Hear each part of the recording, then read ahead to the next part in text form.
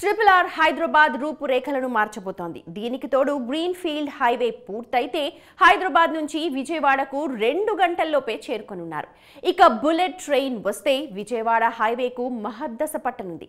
మొత్తంగా తెలుగు రాష్ట్రాల మధ్య ప్రయాణ సౌకర్యాలను మెరుగుపరచడం వల్ల కేవలం ప్రజా రవాణాకి మాత్రమే కాదు, పెట్టుబడుల వరద పారేందుకు కూడా మార్గం సుగమం కానుందని రోడ్లు భవనాల శాఖ మంత్రి కోమటిరెడ్డి వెంకటరెడ్డి అన్నారు.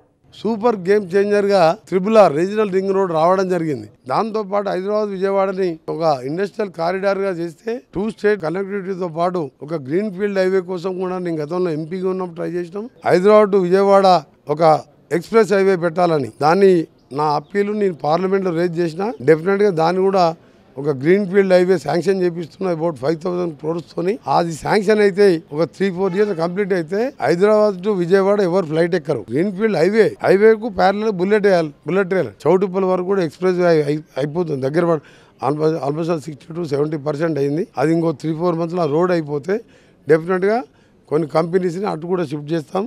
దేశంలో రోల్ మోడల్ స్టేట్ ఏదంటే వరల్డ్ వైడ్ ఇన్వెస్టర్స్ రావాలి. అలాంటి విధంగా ఇన్ఫ్రాస్ట్రక్చర్తో పాటు క్లస్టర్స్ ఫామ్ చేస్తున్నాం.